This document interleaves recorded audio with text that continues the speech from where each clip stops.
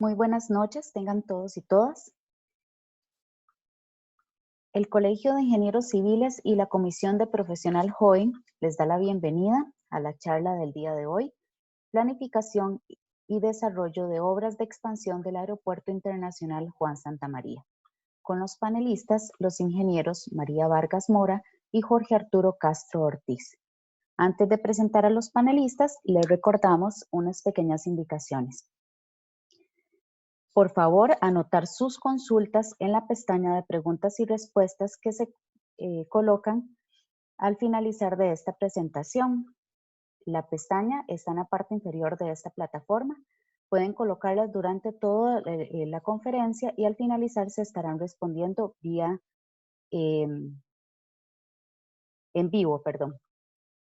También se les recuerda que se les enviará un correo electrónico con el certificado de participación con el nombre con el que ingresen a esta plataforma, por lo que les agradecemos coloquen su nombre completo con ambos apellidos.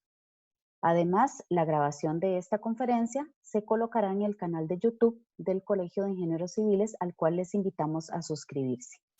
Voy a presentar a los panelistas de esta noche.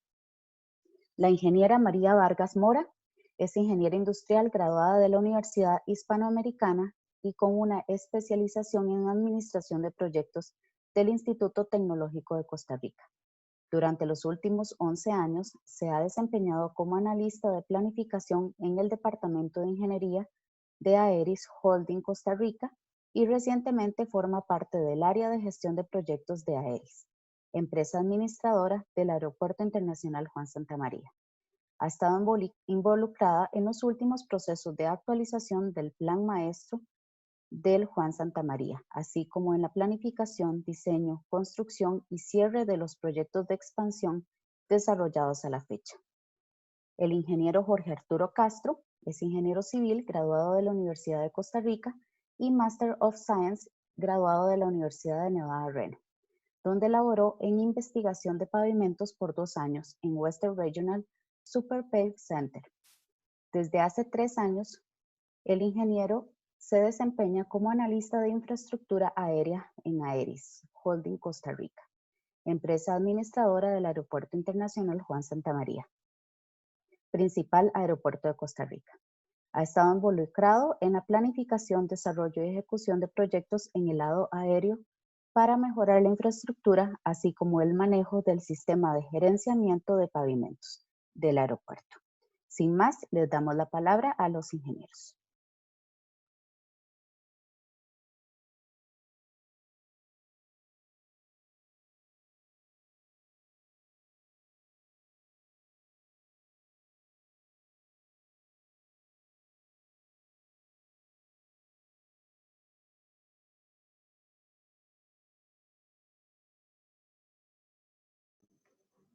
Mari, estás en mute.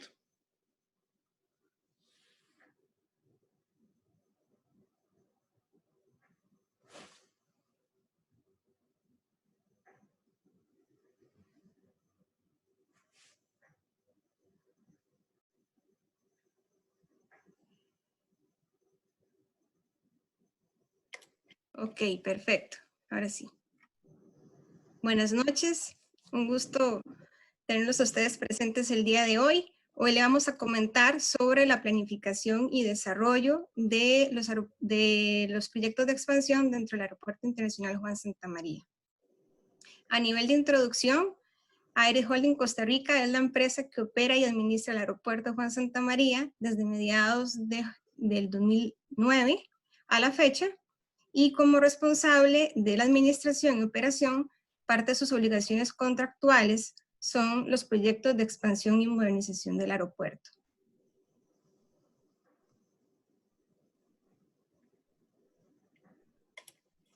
Como parte de la...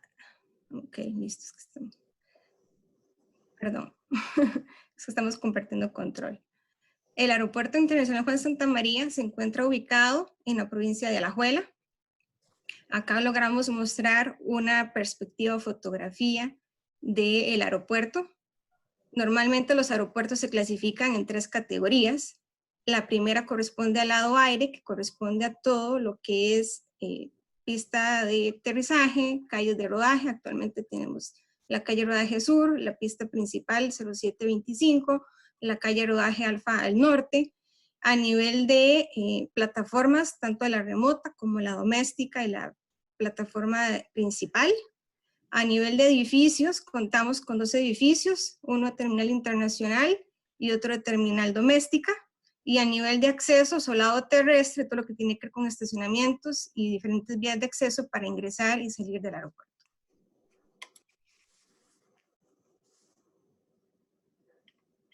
Dentro del enfoque de la presentación de hoy, vamos a comentarles cómo fue el proceso de planificación y desarrollo del proyecto denominado Obras Desarrollo Sur.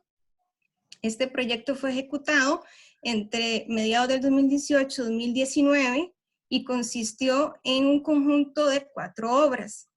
La primera consistió en una extensión o nueva calle de rodaje paralela sur, esta que está acá, con 3 conectores, mejoras en el sector este de la pista, una nueva calle perimetral y lo que le llama zona de seguridad RESA en el sector este.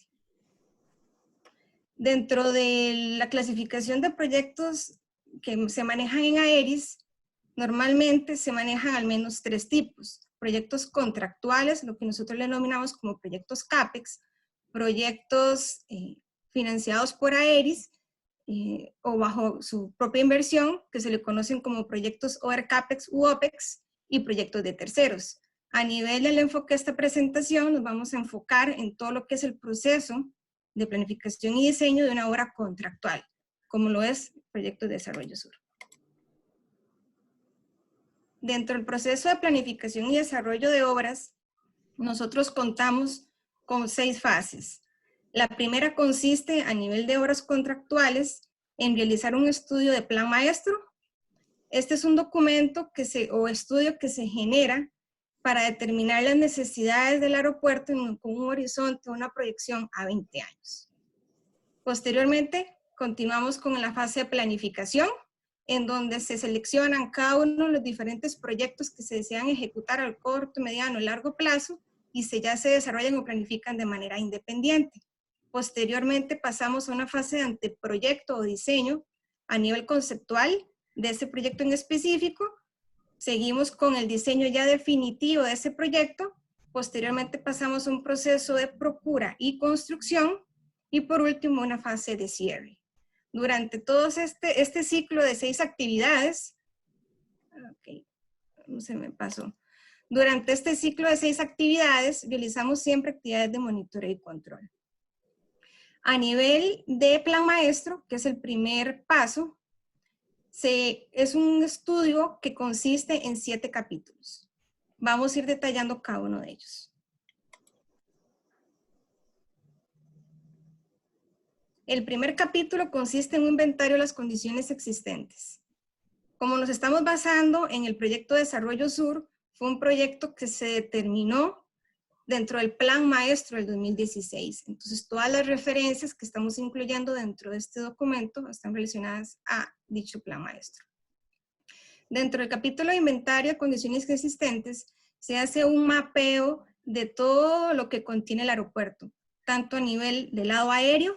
Pues en este caso estamos mostrando una perspectiva de la condición del aeropuerto en el 2014, que fue cuando se desarrolló este documento y fue aprobado en el 2016, en donde se contaba con una pista y una calle de rodaje alfa en el sector norte. De igual manera, un edificio terminal internacional. En ese momento no contábamos con una terminal doméstica y todo lo que tiene que ver con las rampas de carga, rampa principal y áreas de soporte. En este caso, como el proyecto está enfocado a Desarrollo Sur, entonces aquí se logra por lo menos ver un inventario de todo lo que tiene que ver con la pista. Entonces contamos con una pista de 3.012 metros de largo por 45 metros de ancho. De igual manera una calle de rodaje y entre otras consideraciones en cuanto a los espaldones, que son de 7.0 centímetros, entre otros factores.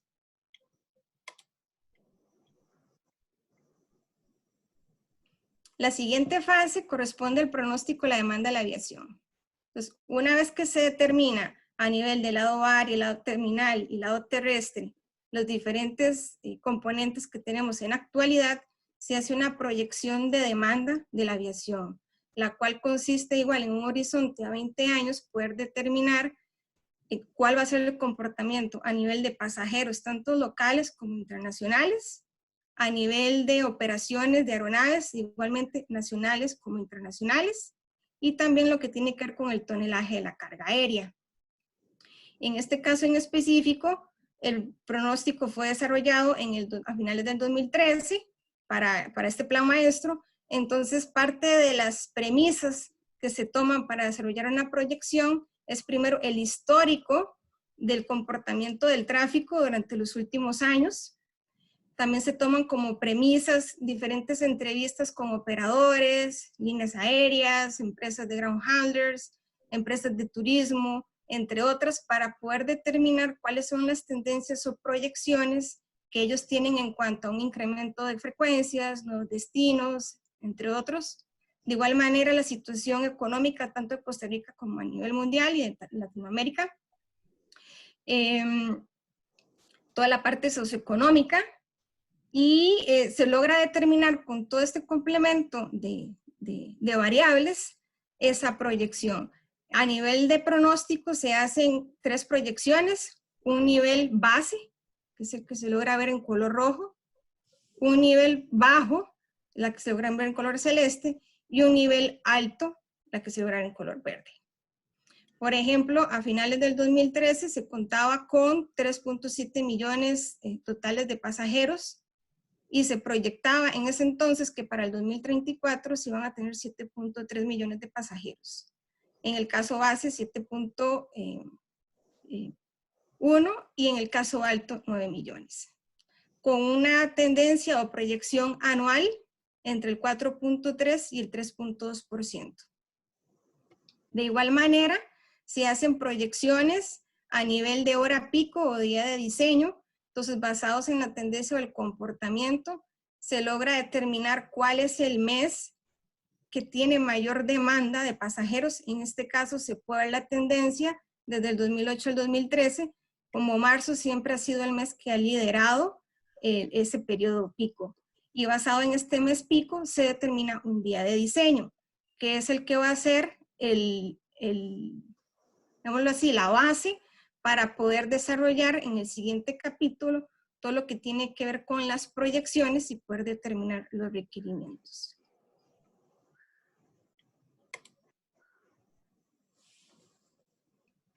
La siguiente fase o capítulo 3 corresponde a la evaluación de capacidad y requerimientos.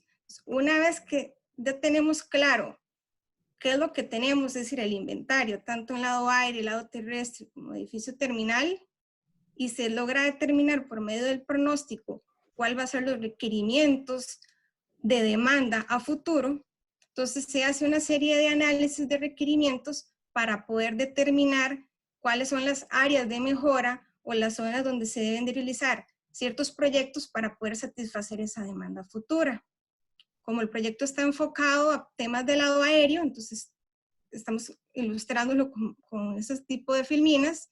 En este caso, la evaluación de la capacidad inicia cuando por medio de consultoría se hacen, tomando como base los pronósticos de tráfico, itinerarios de vuelo a futuro, tomando en consideración todas esas premisas o retroalimentación de los diferentes operadores o variables que se tomaron en el pronóstico, y se hacen una serie de proyecciones de itinerarios de vuelo, para en este caso fue el 2019, y hay otro para el 2024 y así sucesivamente, para poder determinar cómo va a ser el comportamiento en esas horas pico. Una vez determinado estos itinerarios de vuelo, se hacen simulaciones, en este caso a nivel de lado aire, ¿verdad? Donde se pueden determinar cómo va a ser el comportamiento de llegadas y salidas de vuelos y poder determinar cuáles son las horas donde hay un mayor impacto u operación. A nivel de lado aéreo también se hacen simulaciones al tener 2 pistas, la 25 que está en el sector este y la 07 que se encuentra en el sector oeste. Actualmente hay una situación de contraflujo, ¿verdad? Porque no pasa que todos ingresan por el sector oeste hacia el este, sino que también a veces sucede que hay aerolíneas que ingresan del este hacia el oeste. Entonces se hace una simulación a nivel de todos ingresando por la 07, todos ingresando por la 25 y también el tema del contraflujo. Y ahí se logra determinar los factores de ocupación y las necesidades. En este caso, la pista 25 tiene una situación especial porque le permite a las aerolíneas, principalmente las que van a una distancia más larga, por ejemplo, Los Ángeles, poder llevar más carga y más pasajeros si salen por la pista 25. ¿Por qué? Porque si salen del este hacia el oeste, el terreno les colabora. Sin embargo, si salen del oeste hacia el este, se topan con las montañas del sector oeste y eso limita a que hay que reducir la cantidad de carga y hay que sacrificar ese equipaje, carga como tal o pasajeros, ¿verdad? Entonces, parte de la evaluación y requerimientos previo a la ejecución de esta obra, muchas aerolíneas solicitaban utilizar y esperar, si era necesario, hasta 30 minutos, 20 minutos, 15 minutos, puede ser que más de uno de ustedes en su momento ya tenía esa situación, porque la calle de rodaje no llegaba hasta el puro final de la pista. Entonces tenían que estacionar los aviones en este sector de acá y impactaban el área de rampa y por ende causaban demoras en el sector de la rampa principal. Entonces parte de las evaluaciones o recomendaciones del siguiente capítulo fue diseñar diferentes alternativas para poder satisfacer esos requerimientos y poder optimizar mejor la operación al tener una única pista. Entonces se desarrollaron a nivel de calles de rodaje 3 alternativas. La primera corresponde a una extensión de la calle rodaje alfa en ese momento en el sector norte. La segunda de igual manera, pero con una configuración un poquito distinta, más ambiciosa. Y la tercera con una extensión en la paralela, pero en el sector sur. A nivel de evaluación, se logró determinar que a nivel de los criterios, por ejemplo, expropiaciones, reubicaciones, era más factible la alternativa 3. ¿Por qué? Porque tanto alternativa 1 como alternativa 2 requieren lo que es la reubicación de la ruta 1. Y realmente eso es un elemento que está fuera del control, en este caso del administrador del aeropuerto. Entonces, como parte de los resultados de esta evaluación de alternativas y soluciones, se llegó a determinar que la alternativa seleccionada o recomendada consistía en hacer una expansión o una nueva calle de rodaje en el sector sur del aeropuerto. Lo que aparece en color naranja es a corto plazo, lo que aparece en color verde es a largo plazo.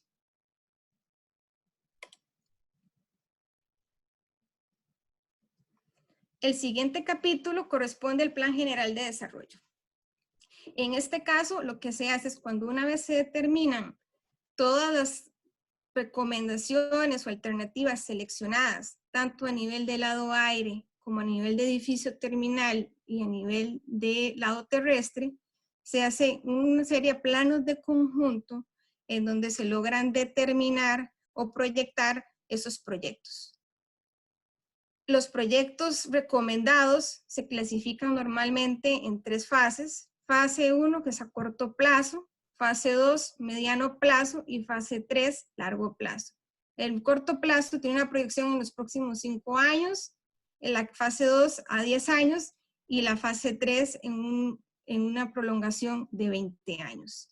A nivel de desarrollo sur, se determinó que el área que está alrededor en color rojo es la recomendación o la alternativa seleccionada en el plan maestro para poder satisfacer la demanda futura en cuanto a mejorar la operación del lado aéreo.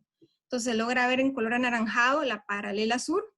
Para poder hacer esta extensión de la paralela sur, fue necesario o complementario a esta obra reubicar una calle perimetral que va alrededor, que es una calle de servicio interna del aeropuerto. De igual manera, mejorar lo que es la zona de seguridad en el sector este del aeropuerto y ciertas mejoras en el sector este de la pista.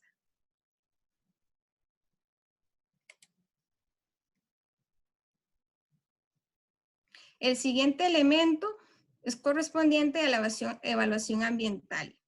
En este caso, lo que se realiza es, tomando como premisa la alternativa seleccionada, se hacen una serie de estudios o análisis a nivel de zonificación de todos los terrenos que se encuentran alrededor del aeropuerto, lo que es las rutas en que se manejan los aviones, ¿verdad? Tanto para el ingreso como para la salida del aeropuerto. Se hacen análisis de agua, se hacen análisis de la contaminación sónica, ¿verdad? En este caso del ruido, del contorno hacia la comunidad, y se logran determinar diferentes niveles de los cuales se puede lograr determinar si hay un impacto o no en cada una de estas zonas alrededor del aeropuerto.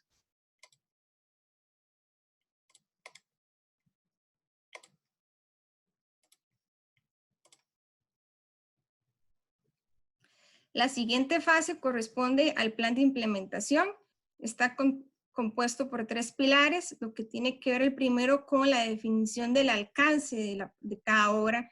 En este capítulo lo que se hace es una descripción de todos los proyectos recomendados. En este caso, este conjunto de obras consiste en mejora calle Rodaje Paralela Sur, una calle perimetral, una zona de seguridad y mejoras en el sector este de la pista. Para cada uno de estos proyectos se hace una descripción muy general de cuál va a ser ese alcance. Asimismo, se determina un monto de inversión y se define cuál va a ser su fuente de financiamiento.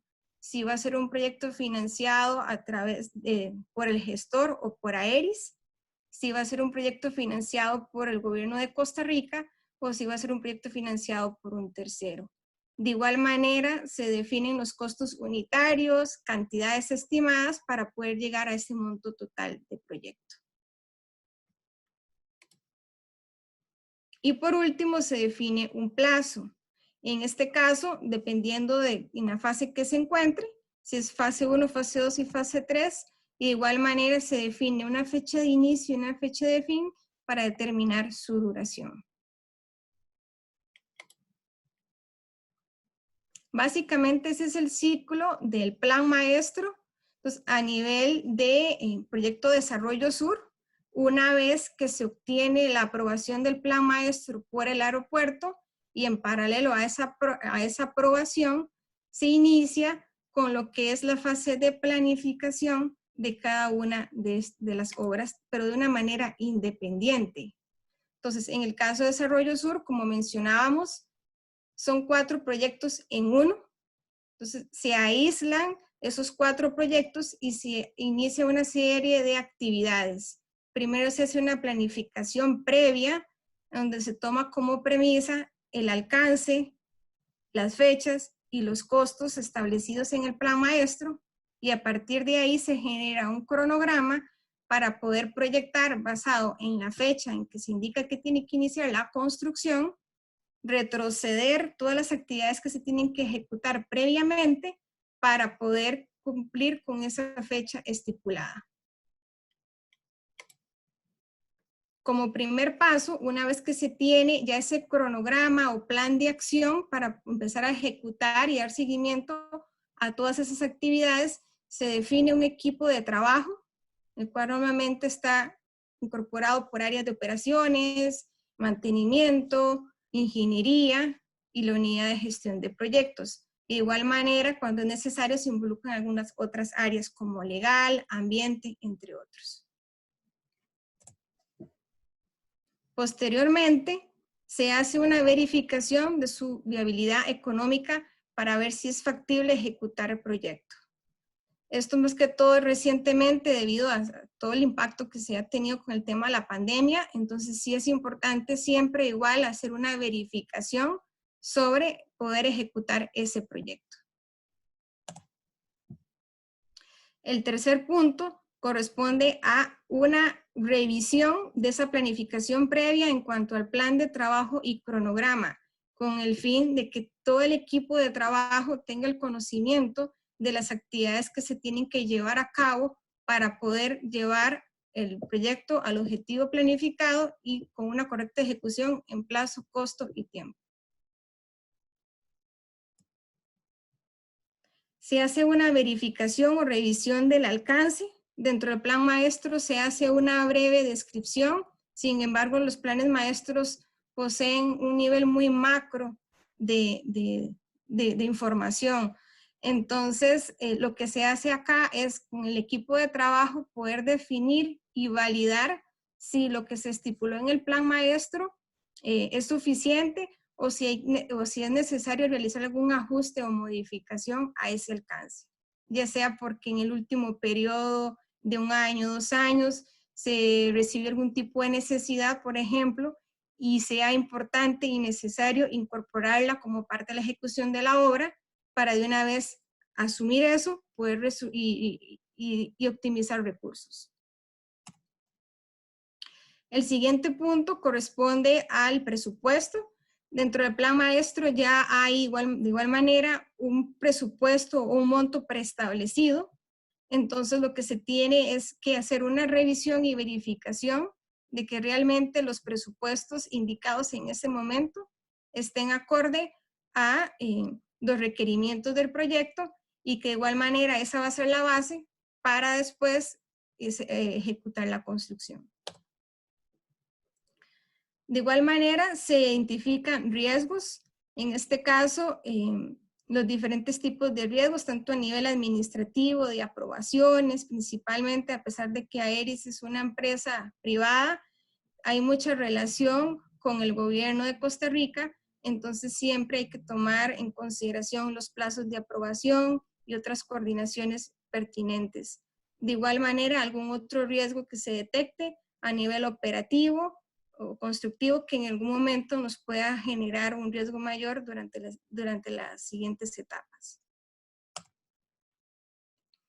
Asimismo, se define el esquema de contratación. A este nivel, las fases que siguen son en la parte de diseño, procura y construcción. Entonces acá se tiene que definir si el proyecto, un ejemplo, se hace únicamente el diseño con una empresa y posteriormente se hace un proceso concurso para adjudicar la procura y construcción, o si puede ser un esquema conjunto, ¿verdad? Normalmente estos proyectos, por ser tan robustos, lo que se hace es primero una fase de diseño y posteriormente se hace un proceso concurso para adjudicar esa procura y construcción. Asimismo, dentro de esa fase, también es importante realizar la verificación de si es necesario algún tipo de expropiación de terrenos. Para este caso en específico de la paralela sur, no fue necesario una reubicación porque todos los terrenos que se requirieron adicionales estaban dentro o bajo el nombre del Estado. Lo único que fue necesario fue reubicar una calle, pero de igual manera no hubo mayor interacción en cuanto a este tema.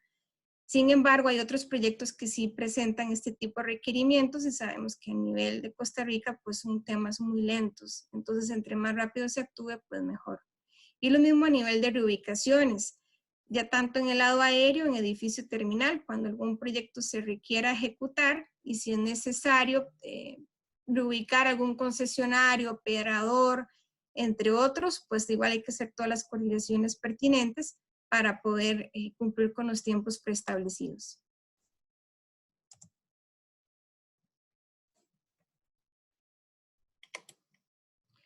Y por último, verificar el tema de la viabilidad ambiental. Normalmente cada vez que se hace un plan maestro hay que hacer ajustes en la parte de readecuación de proyectos a nivel de SETENA. Entonces lo que hay que chequear es realmente si es necesario hacer algún tipo de actualización o no.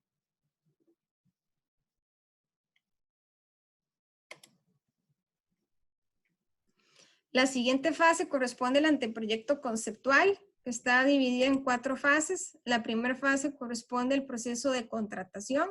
Entonces, una vez que ya se tiene definido el alcance del proyecto a las partes interesadas, preestablecido con todo el equipo de trabajo, cuál va a ser el alcance o premisas que hay que tomar en consideración para ese diseño de anteproyecto conceptual, el área técnica, normalmente el área de ingeniería, desarrolla un alcance técnico para contratar el diseño. Dentro de ese alcance técnico, pues se detallan una serie de lineamientos, los cuales el contratista o el consultor deberá tomar en consideración. Y como premisa principal, tomará lo que está estipulado en el plan maestro, así como otra serie de premisas o necesidades que AERES le haya transmitido mediante dicho documento.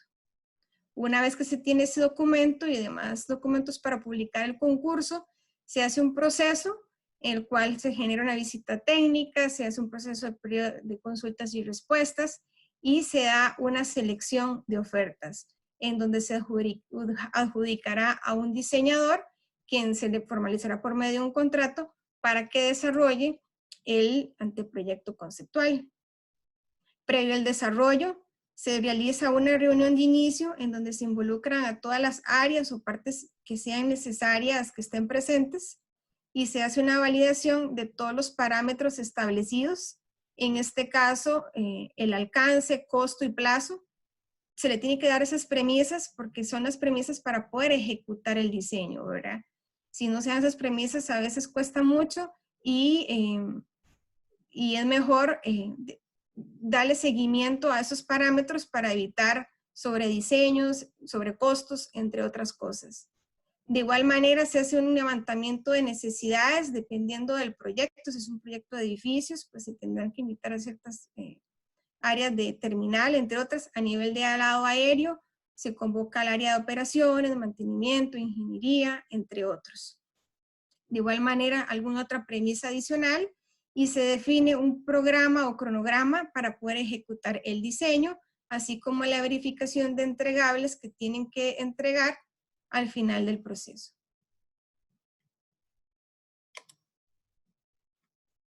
A nivel de anteproyecto se da un avance del diseño, nosotros lo estimamos en un 30%. Mediante reuniones de seguimiento y como parte de los entregables principales dentro de este proceso, se desarrollan una serie de estudios de ingeniería, normalmente están estipulados en levantamientos topográficos, estudios de suelos, posteriormente pasa a lo que es el desarrollo de criterios de diseño.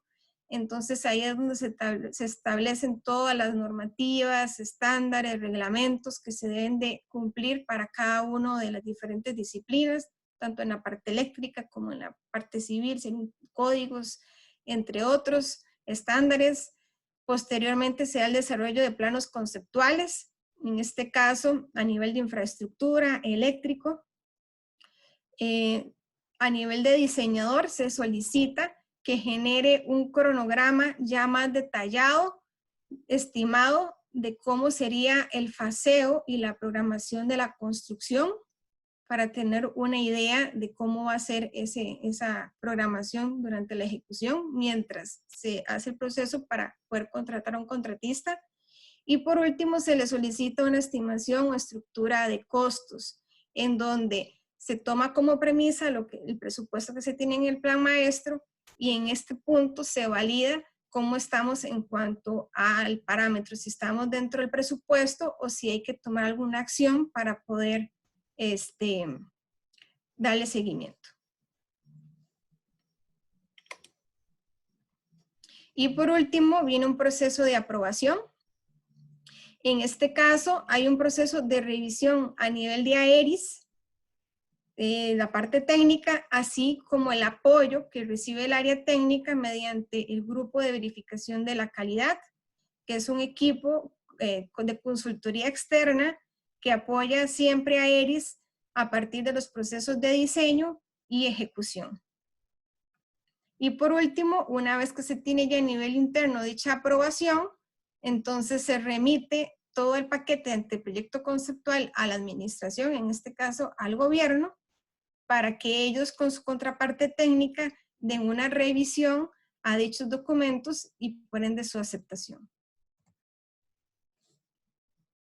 A manera de ejemplo, acá se logra mostrar a nivel de anteproyecto conceptual láminas de levantamiento de movimientos de tierras en todo el sector de la paralela y la parte de extensión de la reza. Después, a nivel dentro del proyecto estaba la reubicación de esta calle perimetral, entonces aquí se logra ver un perfil en cuanto a la configuración de esta calle. En el siguiente se logra ver a este nivel también de detalle una propuesta ya sobre la estructura de los pavimentos para las diferentes zonas, ¿verdad? Tanto para el taxiway alfa como para espaldones, por ejemplo, para la calle vehicular, el área de reza. Y por último, una lámina de demarcación en donde se logra pues observar un poco mejor la configuración del proyecto. A nivel de planificación, este sería mi aporte y continuamos con nuestro compañero Jorge.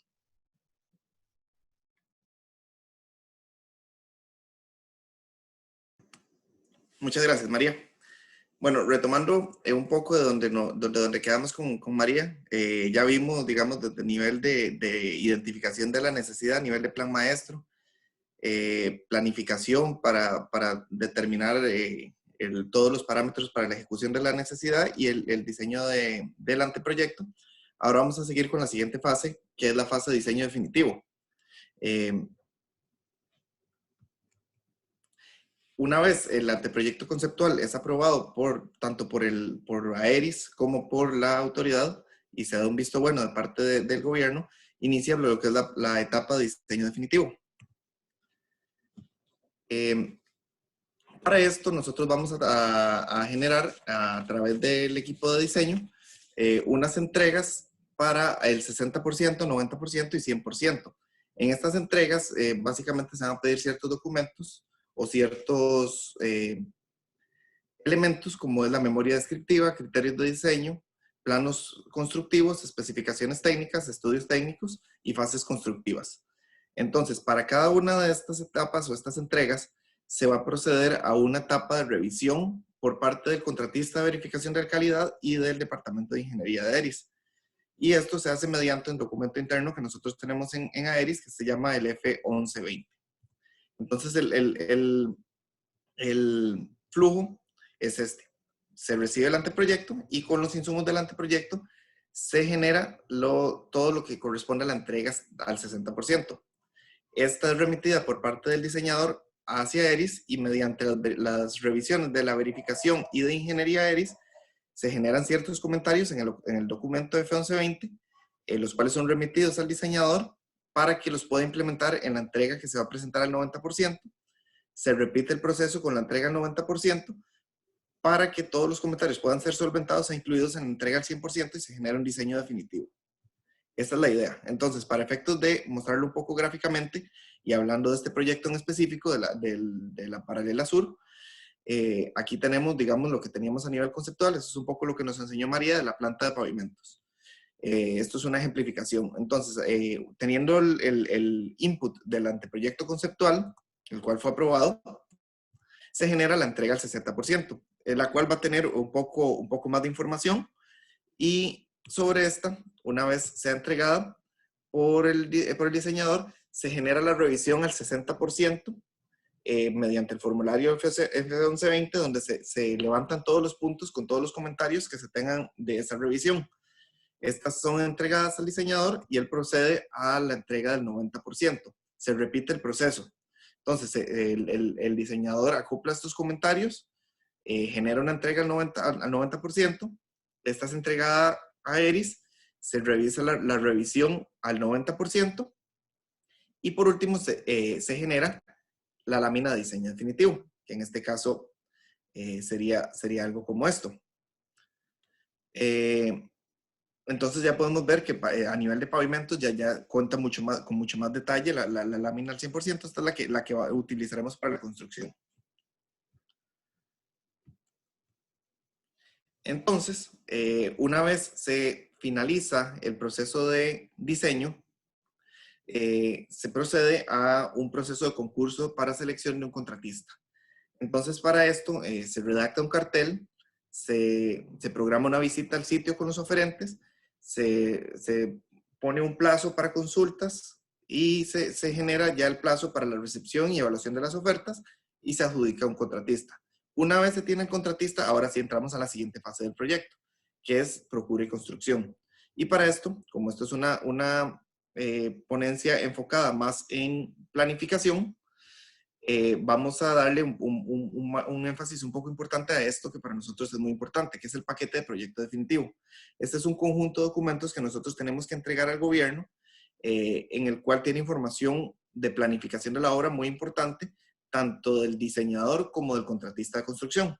Entonces, para este paquete de proyecto definitivo se incluye una estructura de costos en la que se detalla un poco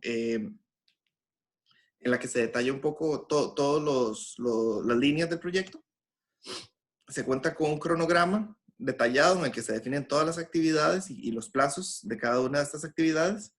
Se cuenta con un plan de ejecución en el que se define básicamente cómo el contratista va a construir la obra, cuáles son todos los pasos a seguir, y ese es un documento muy importante. También se cuenta con un plan de calidad en el que se definen los parámetros de calidad para aprobaciones del proyecto, un plan de seguridad y salud ocupacional. Esto es muy importante, sobre todo pensando en que en este caso en específico que vamos a mostrar, es un trabajo que está en las colindancias con la pista, entonces los temas de seguridad, tanto ocupacional como operacional, son de suma importancia. También se cuenta con un plan de gestión ambiental, un plan de emergencias y contingencias, por supuesto los planos constructivos, las especificaciones técnicas y memorias de cálculo. Todos estos documentos en conjunto se genera un paquete de proyecto definitivo y este es entregado al gobierno para aprobación. Como el énfasis de esta charla está dirigido más a la planificación, le vamos a dar un poco más de énfasis al tema del plan de ejecución, el cual es muy importante. El plan de ejecución consta de diferentes fases, digamos, es un documento que va a tener diferentes, por así decirlo, capítulos, en el cual se definen parámetros muy importantes para la obra, como es el alcance, en el que se define la descripción del proyecto, organigrama, en el que básicamente se enumeran todos los actores que tomarán parte del proyecto, el cronograma de la obra, el plan de construcción, que también es muy importante, que es donde se detallan todas las consideraciones que se tienen y el plan para efectuar la construcción de una manera efectiva, un listado de equipos y maquinarias, también el control de horas hombres y los planes de control de costos, control de calidad, plan de compras y plan de seguridad. Entonces vamos a detallarlos un poquito mejor. El alcance. Bueno, el alcance básicamente es una sección en la que se hace una descripción del proyecto. ¿Cuál es el alcance del proyecto? ¿Qué obras contempla? También se habla de las zonas de trabajo, requerimientos operacionales, porque en este caso es muy importante eso. Entonces, como podemos ver en esta imagen, aquí se encuentran los 4 proyectos que María comentaba anteriormente, que componen, digamos, lo que son el desarrollo sur o la paralela sur. Como un requerimiento operacional, tenemos una zona de construcción que va a estar en contacto directo con la pista, por lo cual se definen 2 zonas. Una zona que está dentro de la franja de seguridad de la pista y la cual no se va a poder elaborar siempre y cuando la pista esté operativa. Entonces, lo podemos ver aquí en esta zona en rojo. Para poder elaborar en esa zona se requiere de un cierre de pista. Entonces, para eso se realizan una serie de coordinaciones con los operadores aeroportuarios para coordinar un cierre de pista, el cual fue nocturno, para poder trabajar en estas zonas. ¿Qué implica esto? Bueno, teníamos un cierre de 11 de la noche a 4:30 de la mañana y teníamos que ejecutar las obras en ese plazo y entregar la pista operativa a las 4:30. Entonces eso contempla movilizaciones de equipos, trabajo, limpieza y entrega para que la pista esté operativa a las 4:30 de la mañana de nuevo. También se contempla una zona que está fuera de la franja de seguridad de pista, la cual sí se puede elaborar con la pista operativa y por lo cual esta se programa con trabajos diurnos. Entonces el proyecto fue trabajándose en paralelo. Había un grupo que trabajaba de día en esta zona y un grupo que trabajaba de noche en esta otra. También en el mismo documento del plan de ejecución se describe el organigrama. Para este proyecto en específico se define, digamos, quiénes son los consultores de diseño e inspección. En este caso fueron 4 empresas, las empresas RSH, ISR, Piazza Consultores y Circuito. También se define el contratista de construcción, que era DICA, la verificadora de la calidad, que era DEC, y también se definen el organigrama del contratista, listas de subcontratistas, entre otros.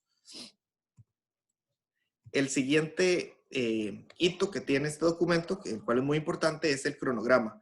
En este se definen las fechas claves para cada una de las actividades del proyecto con sus plazos, y esta se ve representada en un diagrama Gantt. También viene una sección muy importante que es el plan de construcción. En el plan de construcción se definen prácticamente los parámetros de cómo se va a ejecutar la obra. Entonces, en este se definen zonas de trabajo, desafíos operacionales, fases constructivas, cuándo se va a trabajar en zona dentro de la franja de seguridad de la pista, cuándo se trabaja afuera, qué consideraciones tiene cada una, movilizaciones, obras temporales, accesos, cerramientos, zonas de acopio de material, descripción de labores constructivas, planes de asfaltado, instalaciones electromecánicas y otro montón de parámetros. Aquí para efectos de esta presentación voy a mostrar unos cuantos ejemplos de hitos que son incluidos dentro del plan de construcción. Podemos ver en esta imagen, por ejemplo, donde se representa la ubicación de las instalaciones provisionales, se identifican las zonas de depósito de materiales, se identifican rutas para los camiones para poder moverse dentro del lado aéreo y poder hacer los botados de material. También dentro de este mismo capítulo se incluye, por ejemplo, lo que es la definición de los cerramientos con malla o barricadas. Como les comenté, hay una zona que está dentro de la franja de seguridad de pista y hay un frente de trabajo que trabaja durante el día con la pista operativa. Entonces es importante contar con mallas aquí para no confundir a los trabajadores y que hagan una incursión dentro de la franja de la pista, que pueda generar algún tema de seguridad operacional. También es importante colocación de barricadas en la zona de construcción para evitar algún despiste de un piloto que entre en un área de construcción. Todo eso se define en el plan de construcción. También desde temas un poco más técnicos como en este caso que muestro en el ejemplo, las fases de escarificado y colocación de mezcla asfáltica en el contacto con el pavimento de la pista existente. Entonces aquí se muestra un poco el tralape que se genera, las superficies a escarificar y todos los parámetros que deben ser considerados para poder hacer este trabajo de una manera exitosa. También se cuenta con un listado de todos los equipos y maquinarias requeridos para las distintas fases del proceso, en el que se debe de incluir una descripción de cada equipo, si poseen una placa, la marca, el modelo, y muy importante, si van a estar elaborando dentro del lado aéreo, es importante conocer la altura de los equipos. También se define, digamos, cuál va a ser el control de horas hombres que se va a llevar a cabo en el proyecto. Se habla un poco, digamos, de las horas hombre proyectadas para que estas puedan ser comparadas contra las reales y poder medir rendimientos dentro del proceso constructivo. También se cuenta con un plan de control de costos, el cual genera una estructura desglosada de trabajo con un nivel de detalle de partidas presupuestarias de aproximadamente 0.5% del monto total de la obra. Esto es para poder tener tantas líneas lo más detallado posible y poder entender mejor de dónde es que salen los costos de cada línea. También se cuenta con un plan de control de calidad que para efectos nuestros se desarrolla una matriz de calidad como la que se muestra en esta imagen. Esta matriz de calidad es trabajada o elaborada por el contratista, la inspección, la verificación y también personal de ERIS. Entonces, en esta matriz se definen todos los parámetros, digamos, para la aceptación y rechazo de la calidad de materiales y equipos. Entonces, se definen ensayos de laboratorios, métodos de inspección y cómo se va a supervisar todo. Entonces, participan el contratista, el equipo de inspección y también el equipo de verificación. También se genera lo que es el plan de compras, en el que se define también el sistema de aprobación de sumitas para equipos y materiales. Se definen también las órdenes de compra, las importaciones de equipos y materiales con los plazos requeridos, si es que vienen desde afuera. También se consideran también los tiempos de exoneración, si es que aplica. Entonces, el plan de compras es muy importante para poder definir todos esos parámetros. Y como les comentaba, también al ser un trabajo en el lado aéreo, es muy importante los planes de seguridad. y estos planes de seguridad contemplan el plan de seguridad y salud ocupacional, el plan de gestión integral de residuos, plan de emergencias y contingencias. Y estos contemplan temas como protección de sistemas para la navegación, circulación de los vehículos y personal dentro del lado aéreo, zonas de acopio, accesos, cerramientos, comunicación y ese tipo de cosas. También temas relacionados con salud ocupacional, manejo de vida silvestre. Todos estos temas se abarcan en estos planes para poder tener todos los frentes definidos antes del inicio de la obra. Entonces, les comentaba que todo esto es parte del paquete de proyecto definitivo. Este paquete de proyecto definitivo, incluyendo este plan de ejecución que detallamos un poco más, es entregado al gobierno y el gobierno lo revisa y una vez se recibe una aprobación y una orden de inicio, inicia lo que ya es ahora sí el proceso de construcción. Entonces, para esto, en temas de planificación, es muy importante destacar el tema de las reuniones. Para este proyecto se efectuaron varios tipos de reuniones. Se realiza primero, antes de iniciar el proyecto, una reunión preconstrucción en la que se citan al gobierno, a todas las partes interesadas del gobierno, a una presentación en la que se presentará todo el equipo de trabajo, que son todos los diseñadores, inspectores, los verificadores de la calidad, el contratista general de construcción, se comentará acerca de los subcontratistas y se detalla el plan de ejecución de la obra. Esto es una reunión que se hace previo al inicio de las obras, es para poner a todo el mundo en autos de la obra que se va a desarrollar una vez ha sido aprobado el paquete de proyecto definitivo.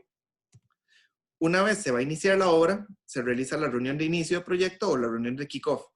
En esta reunión, básicamente se define el plan de ejecución, cronograma, se discuten temas de la estructura de costos, matriz de calidad, muy importante, para poder estar todos claros, tanto inspección como verificación y sobre todo el contratista, acerca de todos los parámetros que están definidos dentro de esta matriz de calidad, los planes de compras y aprobaciones, planes de seguridad, salud ocupacional, plan de gestión ambiental. Entonces, una reunión que abarca un poco todo lo que va a acontecer en el proyecto que está pronto a iniciar. También se realizan reuniones de coordinación interna.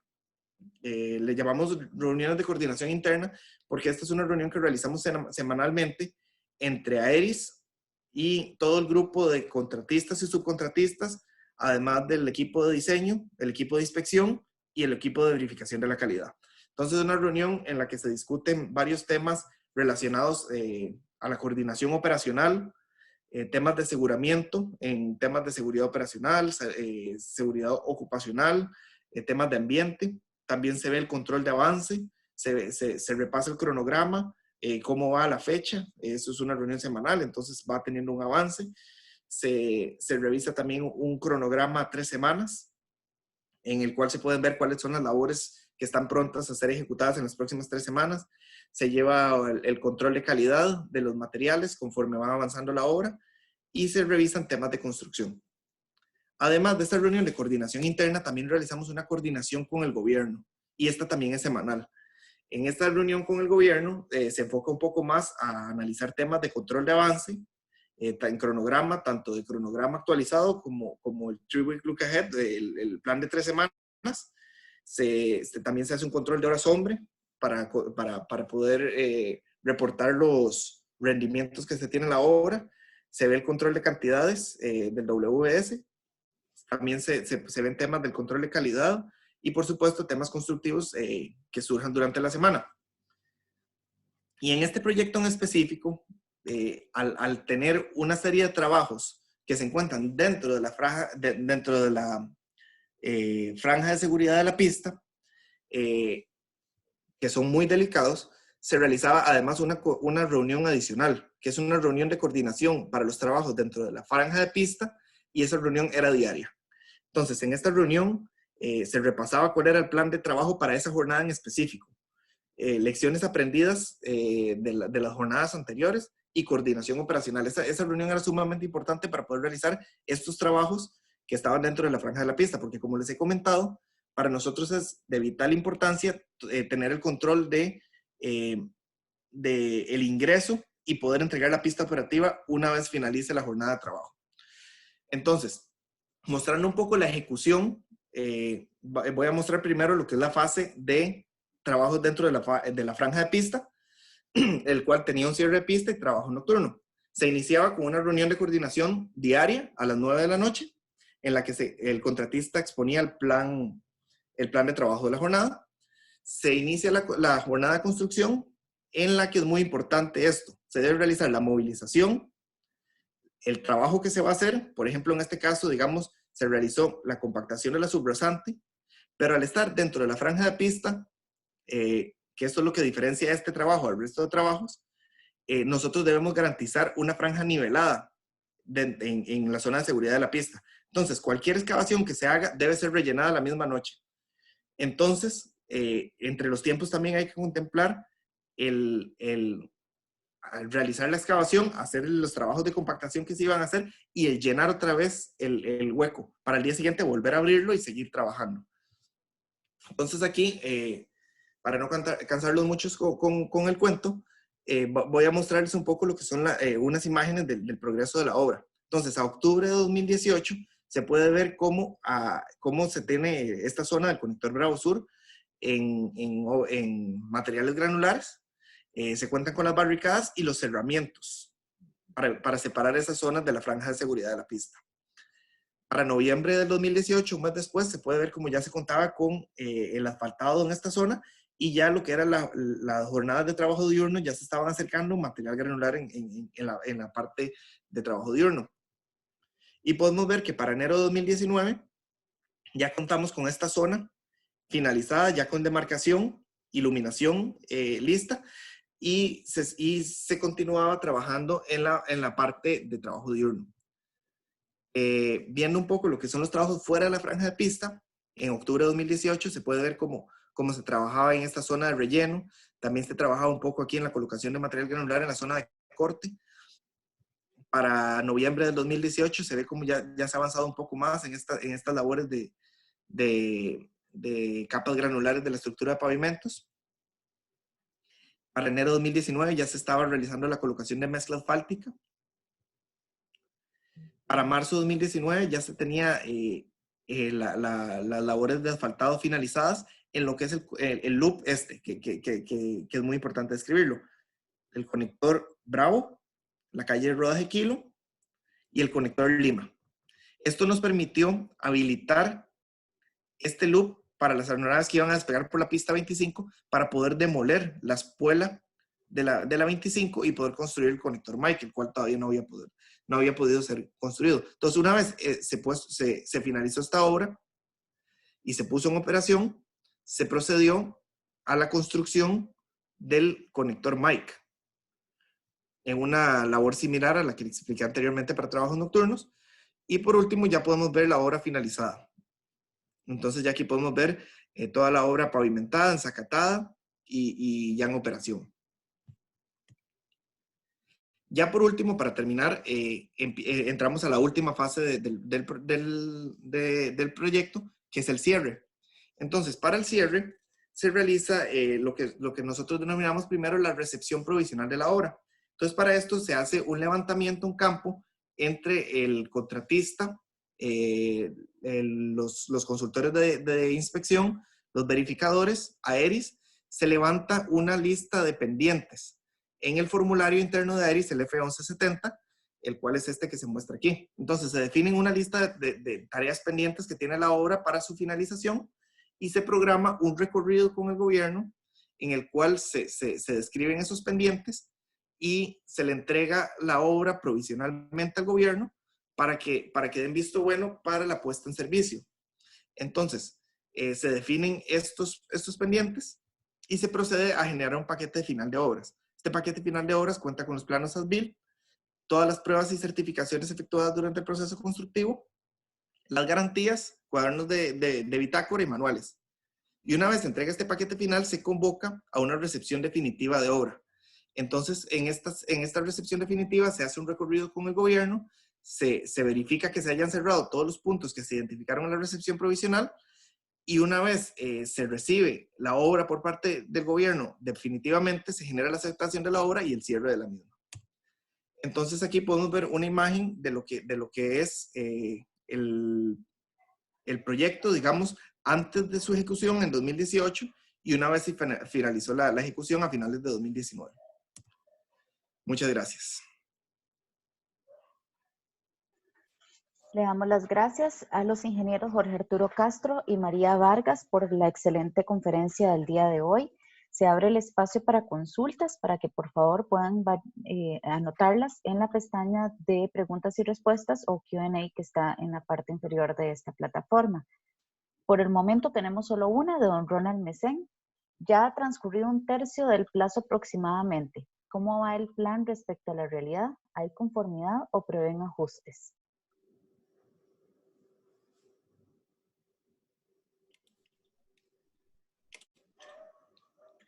Ok, buenas noches. Me imagino que es con respecto a el plan maestro como tal. Por ejemplo, este trámite se hace de acuerdo a los requerimientos contractuales, se tiene que hacer una actualización cada 4 años. A efectos del plan maestro vigente, el que les acabamos de presentar, este extracto, por ejemplo, de la paralela, es el que tenemos vigente.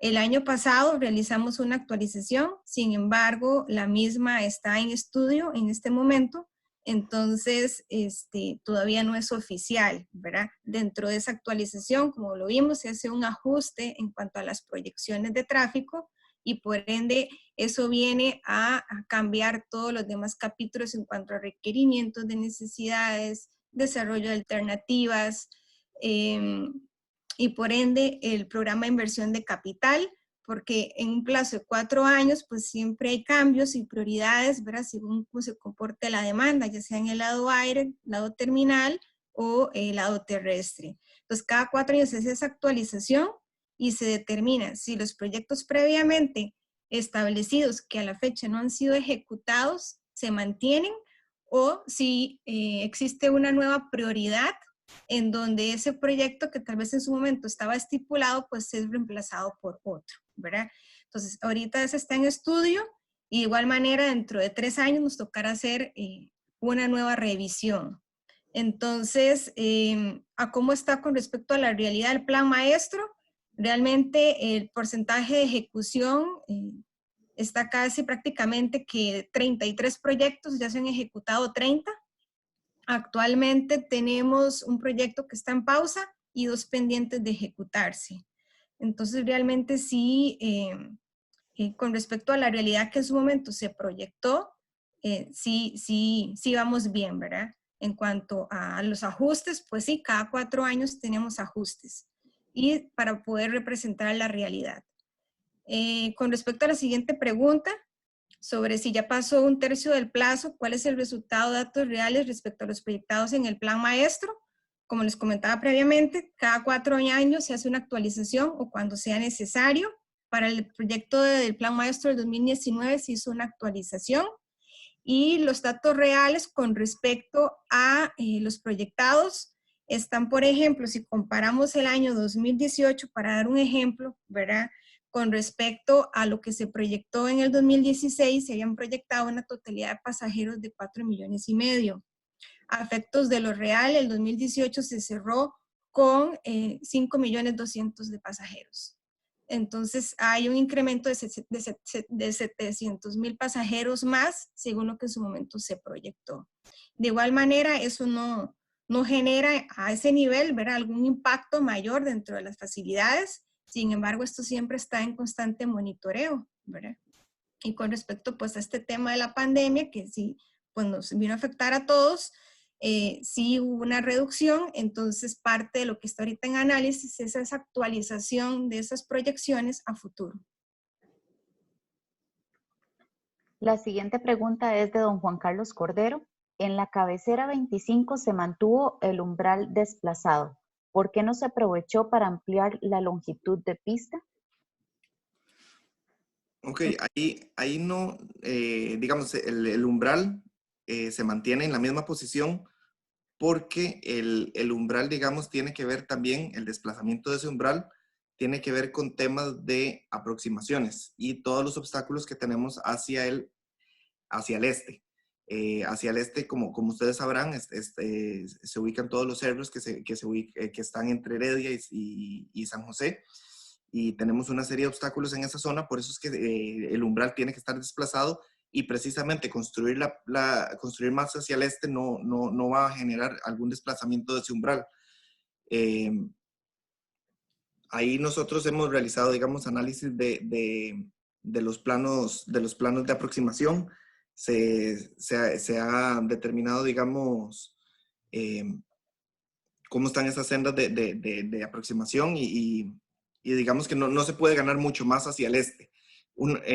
Para donde se podría ganar más en términos, como explicó María también en algún momento en la presentación, es hacia el otro lado de la pista, hacia el lado de la pista 07, ya que hacia el oeste no se cuenta con tantos obstáculos, pero tenemos el problema ahí de que contamos con unas diferencias de nivel ahí muy grandes.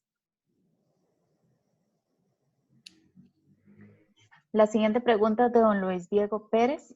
Quisiera saber si el plan de ejecución es un documento vivo, de utilidad para el seguimiento de la obra, o es más un mero requerimiento en determinada fase del ciclo del proyecto. ¿Cómo anduvieron los costos con respecto al planeado?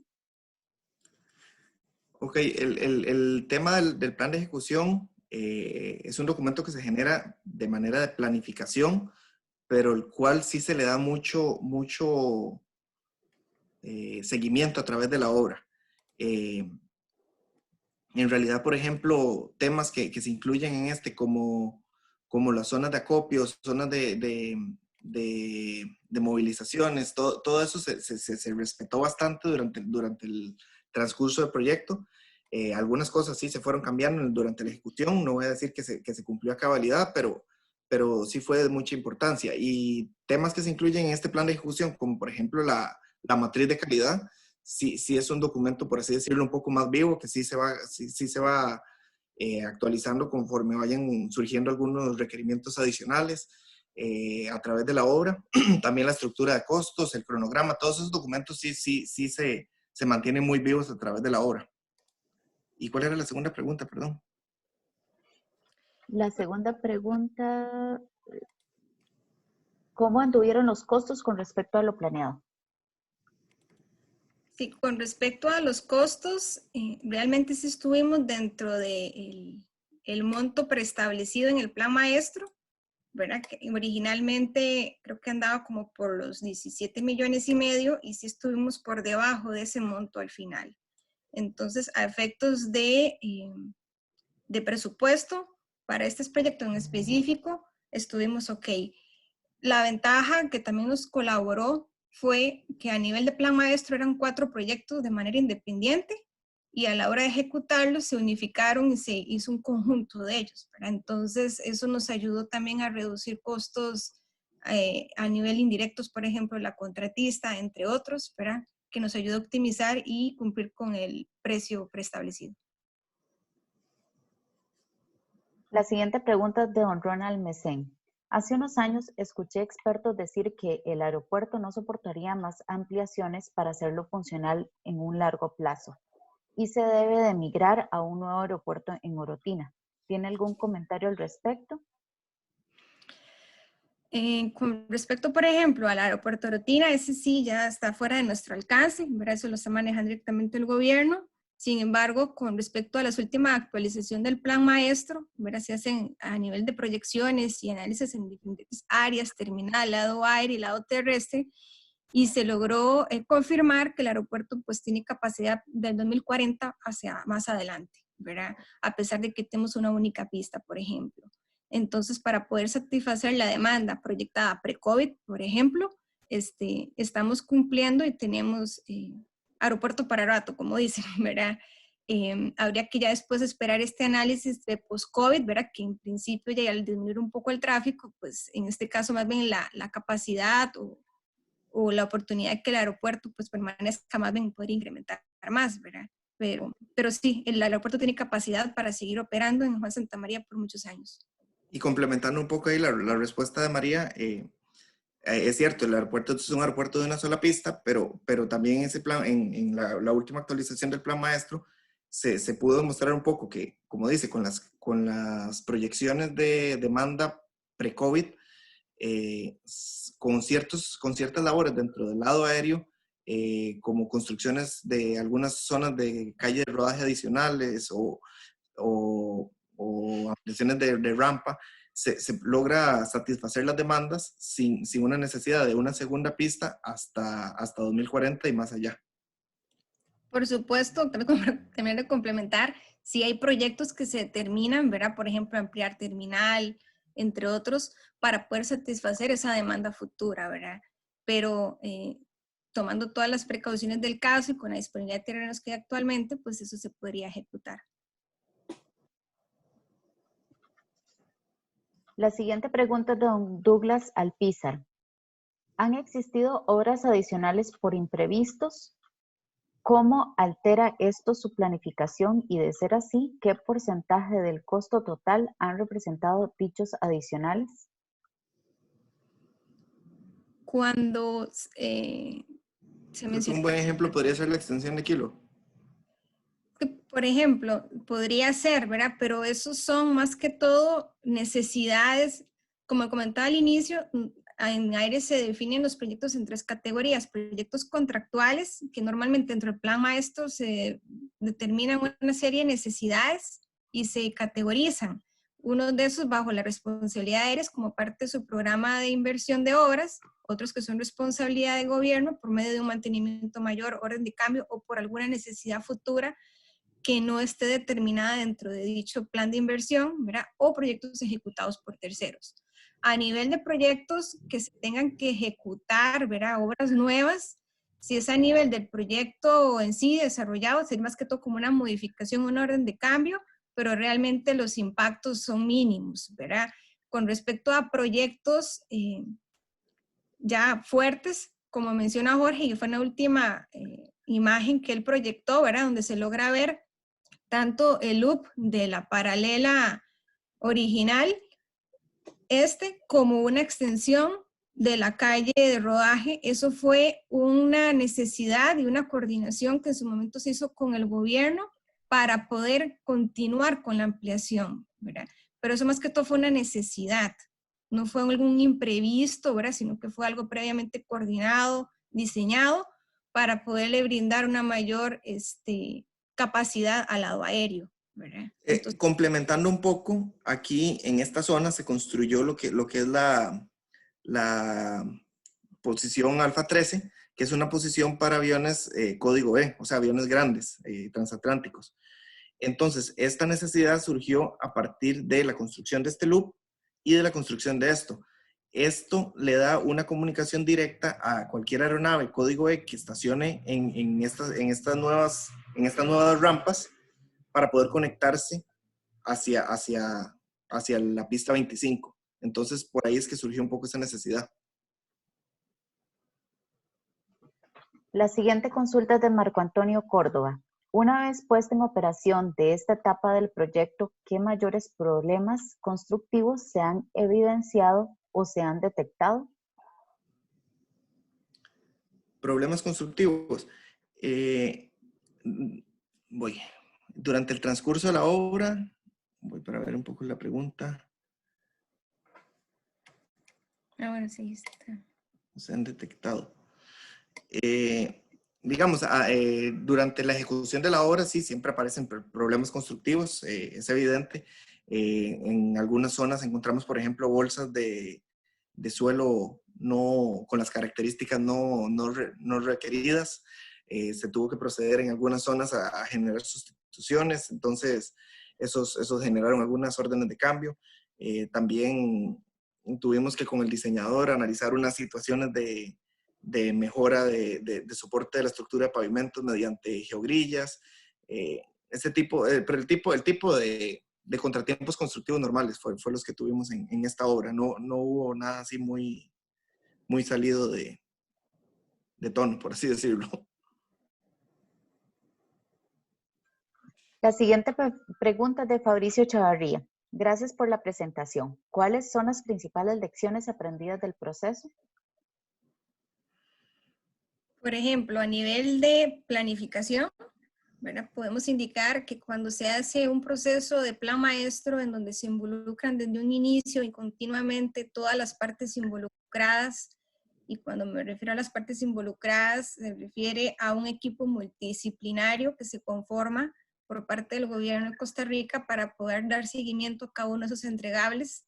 Entonces, el tener esa comunicación, esa flexibilidad, esa revisión continua desde el inicio hasta el final del proceso, que dura aproximadamente un año, eso fue una lección aprendida comparado a los últimos 2 procesos que hemos tenido, y ese involucramiento desde el día 1 pues nos permitió que a la hora de hacer las revisiones de los documentos fuera más expedito, ¿verdad? Entonces, ese involucramiento de todas las partes es vital.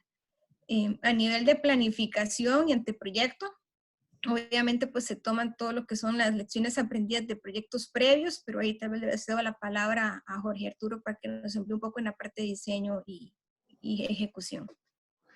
Sí, de hecho mucho de las lecciones aprendidas vienen de las mismas revisiones del diseño, digamos, a nivel de diseño, digamos, iniciando con los formularios F1120, como les comentaba, de ahí ya vamos trayendo algunos comentarios de algunos proyectos anteriores que son puntos que sabemos que hay que revisar en esta etapa, entonces generan un poco un enriquecimiento. Una de las, por ejemplo, de las mejoras que implementamos fue una tabla de cumplimiento de la normativa para poder someterla al gobierno. Con esta, digamos, nos podemos, por así decirlo, darle un sustento un poco más, aparte de las memorias de cálculos y todos los documentos entregados en el paquete de diseño. Eso nos da también un poco de sustento respecto a lo diseñado. En la etapa de construcción hubo varias lecciones aprendidas, digamos, como les comentaba con estos temas de las bolsas, tal vez hubiera sido bueno, como los trabajos eran en franja nocturna, todo era muy rápido. Tenemos una ventana que inicia a las 11 de la noche, termina a las 4:30 de la mañana y tenemos que tener la pista operativa a las 4:30 de la mañana, ya con todo el trabajo finalizado, y aparece una bolsa de material y entonces tal vez en algún momento no tenemos muy bien definido cuál era el procedimiento exacto para cuando, si tenemos esa situación. A partir de eso ya con el diseñador implementamos un plan para determinar cuáles son los valores aceptables para poder utilizar una geogrilla que complemente esa bolsa de material, o si realmente se requiere una sustitución. Ese tipo de cosas, digamos, yo creo que a través del proyecto, como todo era tan rápido, sobre todo en la fase dentro de la franja de pista, nos dejó muchas lecciones aprendidas. La siguiente es de Samuel Beliz. Excelente obra de ingeniería y esbelta gestión asociada. Felicitaciones. En términos de gestión de hora punta de operaciones aéreas, dicha modificación de trazado geométrico del área de maniobras implicó efectivamente incrementar un mayor número de operaciones en hora punta. Es un comentario de don Samuel. Sí, de hecho es una muy buena observación porque aquí, como podemos ver aquí, digamos, en la situación 2018, cualquier uso de la pista 25 requería que la aeronave rodara sobre pista, diera vuelta en pista y despegara. Eso quita mucho tiempo. Entonces, estas obras en términos operativos nos vienen a aliviar mucho en el uso de la pista, ya que nos permiten solo un cruce. Entonces, el tiempo que dura la aeronave cruzando comparado a los cuantos minutos que puede durar haciendo esta maniobra, nos da una zona de almacenaje de aeronaves aquí al sur, sin cierre de pista, para poder mantener la operativa y mejorar la operatividad. Entonces, sí, a nivel operativo nos ayudó mucho, y también esta segunda porción, que no la detallamos tanto en esta presentación, pero en complemento con esta posición de aeronaves de cuerpo ancho, también nos viene a ayudar mucho operativamente. La siguiente y última pregunta es de don Ronald Mesén. Si entendí bien, el Santa María estaría siendo suficiente hasta el 2040. Por experiencia, el Estado costarricense durará 20 años o más para desarrollar un nuevo aeropuerto alternativo que complemente o sustituya a este. ¿Qué recomiendan ustedes? ¿Es urgente iniciar ya con el PM del complejo aeroportuario?